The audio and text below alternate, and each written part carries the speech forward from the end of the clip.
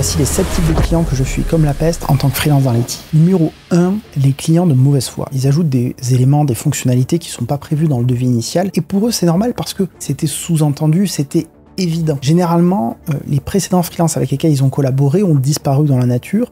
Moi, j'ai déjà entendu un dirigeant de start-up me dire « on pense qu'il est mort » en parlant du développeur freelance qui avait démarré le projet. En fait, non, il n'était pas mort, c'est juste que il en avait marre de bosser pour eux parce qu'ils ajoutaient des fonctionnalités et que le pauvre avait facturé au forfait et que donc ils abusaient complètement, donc c'était pas du tout intéressant pour lui la prestation. En amont, pour éviter les dérives avec ce type de client, moi ce que je fais c'est que je cadre absolument le devis et les attentes en indiquant que tout ajout est facturé. Je facture un acompte aussi et j'étale les paiements lors de la prestation, je demande pas tout à la fin, on peut en demander une petite partie au début via l'acompte et ensuite tout au long de la prestation, parce que c'est le type de client à utiliser l'argent qu'on leur doit comme un levier dans la négociation, sous-entendu, tu fais ça et ensuite je te paierai. Et nous, on a tendance à laisser couler parce qu'en fait, on a besoin de l'argent.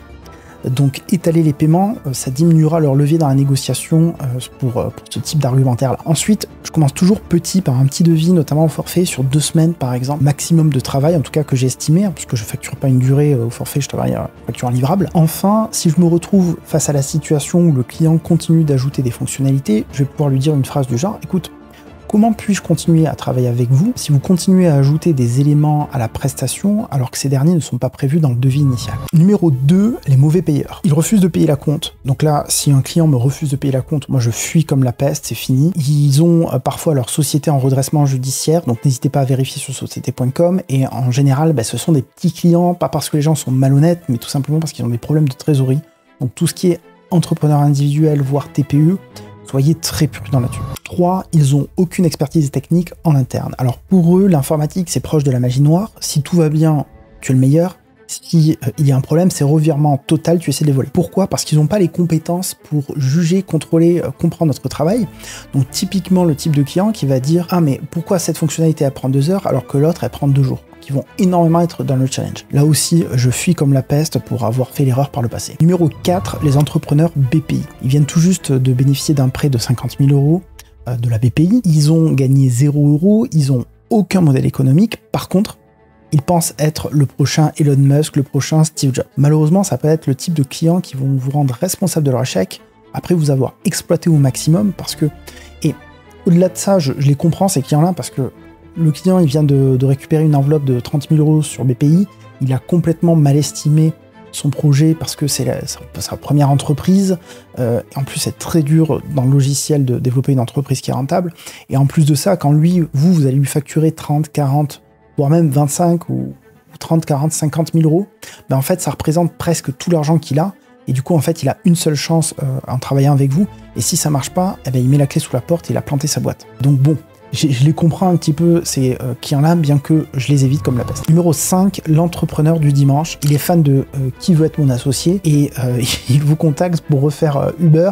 Le budget est de 500 €, mais attention, il vous offre 1% de la boîte. Et il y a un potentiel de milliards. De milliards, les gars. De milliards. Non, là faut pas déconner non plus. Numéro 6, l'ancien membre de la CIA. Alors lui, il est très facilement reconnaissable parce qu'il va vous dire, écoute, j'ai un projet à très très fort potentiel, mais je peux pas t'en parler. En tout cas, pas avant que tu aies signé mon accord de confidentialité de 367 pages. Je te l'envoie et on se fait un call. Ok? Non, pas ok. Numéro 7, les radars. Pour eux, le prix est le point le plus important et ils négocieront systématiquement vos propositions commerciales. Et je vais vous donner le bonus, les vendeurs de rêve. Ils vous présentent un super projet, ils disent oui à tout, mais ne signent rien. Par contre, ils vous demandent d'analyser leur cahier des charges gratuitement pour vous dire « Écoute, finalement, on va faire le projet en interne. » J'ai ce cas-là qui m'est arrivé malheureusement par le passé, et j'avais pas bien validé le budget avec ce potentiel client, et j'ai passé, je me souviens, 3 heures à analyser un cahier des charges en anglais pour un projet secret défense dans l'espace. C'est un truc, je ne vais pas rentrer dans les détails du coup. Je le regrette bien parce que j'ai bossé pour rien. Qui suis-je pour vous donner tous ces conseils? Je suis développeur freelance depuis 2018, j'ai fait plus de 200 000 € de chiffre d'affaires en 2022 et plus de 175 en 2023. Et c'est public, vous pouvez le vérifier sur société.com et Papers. Moi, il n'y a pas d'entourloupe. Et je ne parle même pas de mon activité de formateur puisque j'ai aussi d'autres entreprises pour mes autres activités. Et ça aussi, vous pouvez le voir sur société.com. Donc si vous êtes freelance dans l'IT, vous avez plus de 4 ans d'expérience, si vous avez des difficultés à augmenter votre TJM, obtenir le 100% télétravail, trouver des missions en continu pour ne jamais manquer de clients, moi je vous invite à réserver un appel découvert. il y a un lien en description. Jetez-y un œil. On a accompagné plus de 300 clients via notre organisme de formation depuis 2020. On est certifié Calliope dans la catégorie action de formation. Donc si vous êtes curieux, allez-y jeter un œil. On a des dizaines de témoignages. Il y a le nom, prénom des gens. Vous pouvez les contacter même sur LinkedIn. Et on vous expliquera aussi notre offre d'accompagnement. Si ça vous intéresse pas, dans tous les cas, je vous dis à bientôt pour la prochaine vidéo. Ciao!